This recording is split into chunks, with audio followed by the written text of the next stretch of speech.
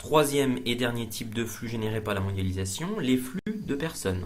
En effet, la mondialisation et ses mutations économiques provoquent des déplacements de population, tout comme ces processus sont eux-mêmes issus de ces déplacements. En premier lieu, les flux touristiques qui sont devenus la première forme de mobilité dans le monde. On est passé en effet de 25 millions de touristes internationaux dans les années 60 à plus d'1 milliard aujourd'hui. Pourquoi ? Du fait de l'enrichissement sensible de certaines populations, mais aussi avec une baisse du coût des transports, et enfin avec la mondialisation de l'économie, certaines destinations sont devenues internationalisées. D'un autre côté, le tourisme n'est pas simplement le produit de la mondialisation. Il génère aussi cette mondialisation puisqu'il relie des territoires éloignés et crée des interdépendances. Par exemple, en Égypte actuellement, on voit bien que le pays est dépendant des touristes des pays développés. De plus, ce tourisme participe à une uniformisation des pratiques culturelles qui font que Cancun, Ibiza, Djerba, etc. sont des lieux touristiques extrêmement proches dans leur manière de fonctionner. Comme les flux précédents, le tourisme international est fortement polarisé. D'abord, les principaux flux sont des pays du Nord vers les pays du Nord. L'Europe est de loin la première destination touristique et 15 pays seulement accueillent les 2/3 des flux touristiques.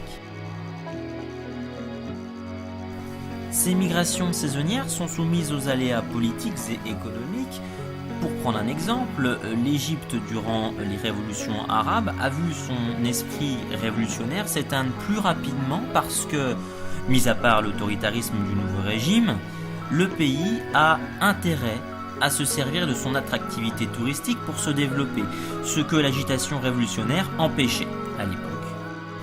Autre exemple plus contemporain encore, la ville de Paris, qui en 2016, dans cette première partie de l'année, a déjà perdu 1 million de touristes par rapport à l'année dernière.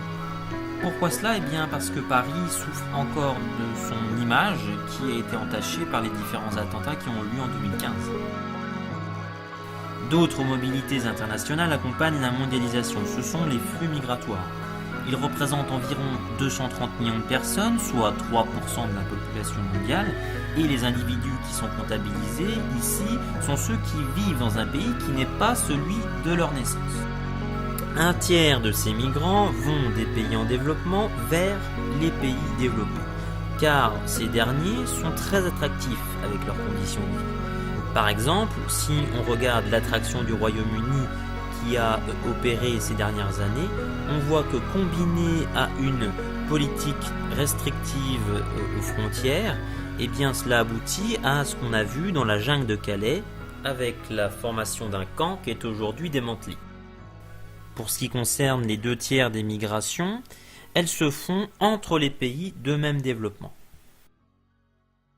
Enfin, ces migrations sont diverses. Elles concernent à la fois des travailleurs peu qualifiés, comme des élites très qualifiées, avec ce qu'on appelle le brain drain, ou fuite des cerveaux qui opèrent d'Europe et d'Asie vers l'Amérique du Nord, ce continent où les pays injectent énormément d'argent pour la recherche scientifique.